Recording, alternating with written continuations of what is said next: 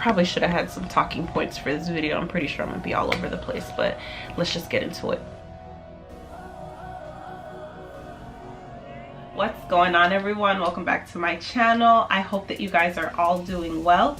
Today's video is going to be a sit down video, obviously, and I'm actually going to talk to you guys about the reason why I feel like my family needs therapy. I had mentioned it in my last video that we were going to be seeking professional help for the family, and in this video I'm just going to go ahead and explain the reasons why. So a few weeks ago, my 5-year-old Eli had gotten in trouble for something, you know, pretty major. He was playing with an outlet and his brothers followed along with him and they were playing with the outlet as well. So they all got in trouble for it. They ended up blaming Eli, saying that Eli was the first one to play with the outlet, and they just followed suit. At the end of that, Eli felt like everyone hated him. So because they blamed him, he felt like we were all upset only with him.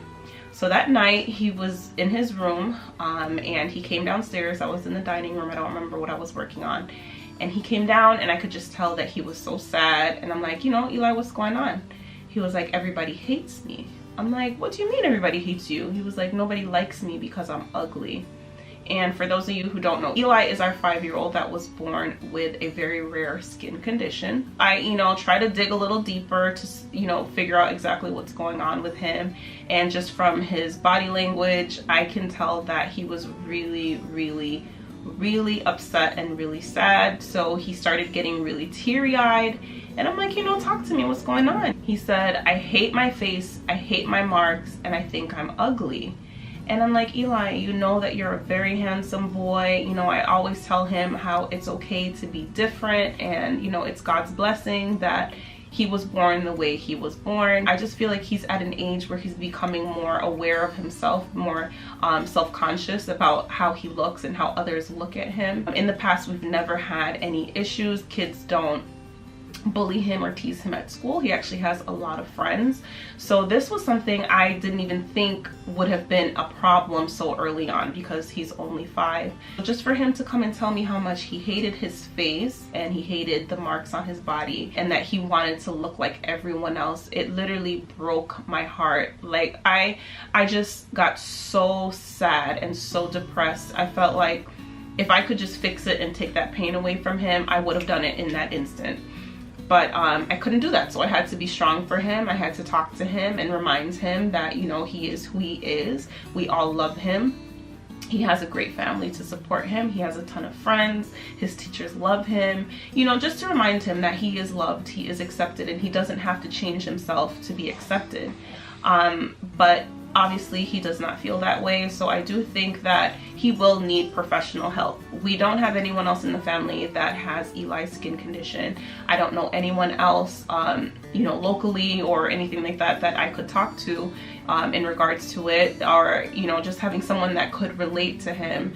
I don't have that for him. He said that, I told him, you know, you're not the only one in this whole world that looks like this. He's like, no, yes I am. I'm the only one that has these ugly marks. So the closest I could find to his skin condition is vitiligo. So I googled a few people with vitiligo. I just tried to show him kids his age that also have vitiligo or some sort of skin condition that makes them look different from what he's used to seeing. And that kind of made him feel a little bit better. You know, he smiled and, you know, I guess he didn't realize he wasn't the only one in the whole world that looked like that. After that, that's when I realized that it would be nice to connect with other people or find other children or even, you know, kids a little bit older than him that have a similar skin condition or the same exact skin condition. That way we can connect with them and that he can see that he's not the only one with his skin condition. And just to give you a little background, the condition that Eli has is actually called Hypomelanosis of Ito. It's not just his skin. Because he's young and it's hard to explain when people do ask, we just say he was born with it, it's a birthmark, but it is actually a genetic disorder or a genetic disease. And I'm just going to go ahead and give you guys a little bit of what I found online. That's another problem that we have. There isn't much information or literature online for us to use as a resource or as a tool. I'm just going to give you guys a brief summary of his skin condition. and this is from rarediseases.info.nih.gov. It says, hypomelanosis of Ito is a rare defect that causes streaked, whorled, or mottled patches of light-colored skin. These skin changes often develop within the first 2 years of life. Other symptoms may include varying degrees of learning disabilities, seizures, body hair, scoliosis, and the list pretty much goes on. There can also be like neurological issues as well. I did link up with another mom that has a daughter with Eli's condition, but her daughter is much younger. I don't know if she's going through that phase where she's realizing that she does appear differently to other people. And she was also affected in a different way because she started having seizures as a newborn. Eli does not have seizures. That's one of the things that did not happen to him. But one of the things that did happen that came along with his rare skin disease is Eli actually has bone deformities. Both of his arms are actually deformed. The right arm is more affected than the left, so he is left-handed. His right arm cannot turn palm up. He's unable to turn his palm this way, so his range of motion is pretty much just like from here to here. He cannot turn his palm up. That's something we actually noticed when he was a toddler. We didn't notice it as a baby. We noticed it when he started feeding himself and using his hands more. As he, after he turned 1 and almost 2, that's when we noticed that something was wrong with his arm. We did take him to have x-rays, and that's how we figured out that his arms were indeed deformed. It doesn't affect him in any way. If you're not paying attention, you'd probably never notice it, but we notice it because we watch him write, we watch him eat, we watch him play, and how he holds different things. That's the way that you would if you were to really pay attention, you'd see it. So the cause for hypomelanosis is not determined. We don't know what causes it. We just know that it is genetic, and it is also a chromosomal or gene abnormality. Let me see what else we can find about that. Another thing that I found about Eli's condition is that only 1 in every 8 to 10,000 children or people are born with it. So it's so rare. For Ethan, who has the heart defect, his condition is 1 in every 10. So imagine 1 in every 8 to 10,000 children are born. So it's, in the very beginning, I always wondered why, or how is it possible for us to have 2 kids with such rare conditions, or maybe not so rare conditions. And obviously it's genetic. For Ethan, we're not entirely sure that it was genetic. We don't think that it was, only because we do have 3 other children that do not have heart disease. And when I got pregnant with Ethan, I was actually on antidepressants. We do think that Ethan's birth defect was caused by my antidepressants. So one thing I kind of want to get off topic and just insert into this, because it's kind of, related in a sense. Every time people find out that we have more than 1 child with a congenital defect or disease, or whatever you want to call it, a lot of people have pretty negative things to say.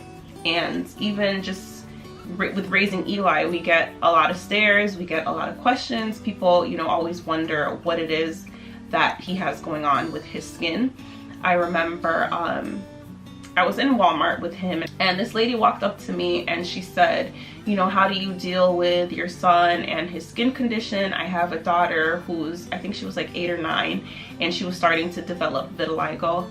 And she said to me, she actually started crying. She was like, I don't know what to tell my daughter. She feels that she's not beautiful, and she's a girl, so this is just so bad for her. You have a boy and it's not as bad. And I'm just kind of looking at her like, okay. My whole thing is, for a child that looks different, appears different, is different, you can't, as a parent, you can't be sad, and you can't show that fear or that anger. You can't be unhappy about it and then expect that your child is going to accept themselves and love themselves as they grow older. So if every time she looks at her daughter's face, or her daughter starts crying about her skin condition, and the mother makes it seem like it's just a death sentence, then she's going to grow up thinking that something is really, really awfully wrong with her. So I told her, you can't be sad about it. Encourage her, remind her that she is beautiful, and it is okay, to have marks on her skin, or it's okay to be different. She's like, no, it's not supposed to be this way. And, she just went on a whole nother tangent with the whole thing, and I told her, you know, with my son, I don't plan on ever making him feel like he isn't accepted because of his skin. I feel like if I made him feel like something was wrong with him, he'd grow up thinking something was awfully wrong with him. I don't encourage that type of behavior when raising a child with you know, a rare condition. So the reason why I brought that story up is because I feel like as parents, we can't allow our children to feel like they can't be different or they can't be accepted. And I had another woman at one point. Eli wasn't even a year old yet, and she met him for the first time, and she said, you know, he's so handsome, but he'll never be successful. And I was like, why would you say something like that? Or why would you think that? She was like, you know, in this day and age, everything is about looks. It's about your appearance. It's about, you know, pretty much how you look, getting a job, finding friends, having a family. It all dependent on looks. So in the back of my mind, I'm like, the problem in the world is not that everyone is concerned about looks. The problem in the world is that people have this mentality that she had, that if you don't look like everyone else, you won't be accepted. And I think that that's the problem that we have overall in our society, is that everyone wants to be accepted, and you're not accepted if you look different or if you behave differently. When something is out of the ordinary, automatically you're not accepted. So I just think that it's something that we overall need to change, especially with raising children. We can teach our children that it's okay to see and accept other people who are different. So rather than staring, you know, go over and say hello. I've always taught my boys not to stare. For our family, we're constantly in and out of hospitals. We're, you know, around people with all types of different things going on.